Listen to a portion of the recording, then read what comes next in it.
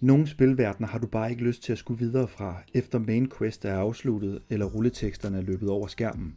Der er så meget mere at se, så meget mere at opleve. Steder at gå på opdagelse, historier der mangler at blive fortalt. Hej folkens og velkommen til Gringers Gaminghygge. I denne episode kigger vi på 4 fantastiske spilverdener, du ikke vil hjem fra. Nummer 1. Horizon Zero Dawn. Horizon-serien er efterhånden gået hen og blevet et af PlayStations helt store flagskibe. Der er bare et eller andet utroligt fascinerende ved Guerrilla Games Open World Action RPG, hvor du rejser rundt i en post-apokalyptisk verden og bekæmper kæmpe robotdinosaurer, nedlægger vilde dyr og går på opdagelse. Du er afskåret fra fællesskabet, du føler dig alene, men du føler dig aldrig ensom. Du fornemmer et ekko af en forhistorisk civilisation, som alligevel er meget genkendelig, da det er vores nutid, der er tale om. Du bør, efter min mening, gemme spillets sidemissioner indtil efter rulleteksterne, da du derved altid har en undskyldning for at vende tilbage til denne fascinerende verden, du ikke vil hjem fra. Hvis du venter indtil efter du har gennemført hovedhistorien, er der stadig mange små fortællinger spredt ud over kortet, der er værd at opleve. Nummer 2. Assassin's Creed Valhalla.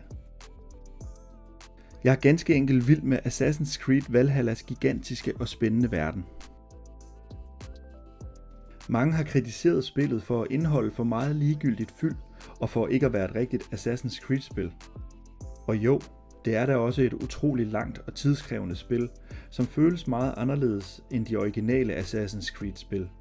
Men hvordan kan det være en negativ ting, når nu spillet er så underholdende? Assassin's Creed Valhalla er på sin vis en af den slags spil, der aldrig rigtig slutter. Det smukke landskab bliver ved med at imponere dig, og du kan i lang tid blive ved med at finde spændende, seværdige attraktioner, samt opleve små interaktioner, der er spredt ud over kortet i denne fantastiske verden, du ikke vil hjem fra.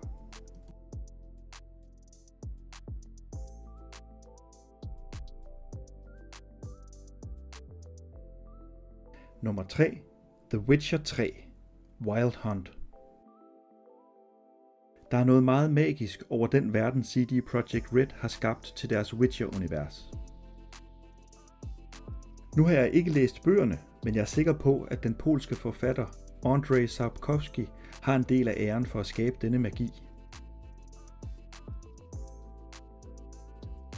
Det er på mange måder en trøstesløs og grusom verden, men ikke desto mindre har du altid lige lyst til at blive lidt længere. Det virker i modsætning til mange andre open world spil, som om verden eksisterer på trods af din tilstedeværelse og ikke i kraft af den. Almindelige bønder og landsbyfolk lever deres almindelige liv med dagligdagsrutiner og gøremål og alt under tilsyneladende fred og idyl. Men når du krasser lidt i overfladen og falder i snak med de lokale, finder du hurtigt ud af, at der gemmer sig mange grusomme hemmeligheder og skeletter i skabene.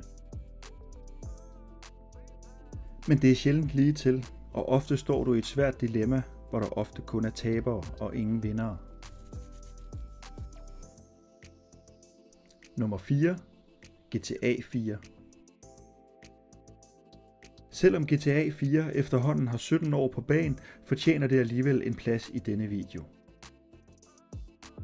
Liberty City føles stadig utrolig livagtig, virkelighedstro og detaljeret. Spillet er virkelig ældet med ynde og virker overraskende nutidigt, på trods af, at det er 17 år siden det udkom. Især hvis du spiller det på Xbox Series X, hvor spillet kan nydes med 60 billeder i sekundet. Jeg får stadig lyst til at vende tilbage til Liberty City, bare for at hænge ud, tage på date, gå på internetcafé, se stand-up og spille pool, bowle, eller bare køre en tur i regnen om natten, mens jeg lytter til bilradioen. Rockstar Games er simpelthen verdensklasseskabere af troværdige og livagtige digitale universer, og med GTA 4 skabte de endnu en verden, du ikke vil hjem fra.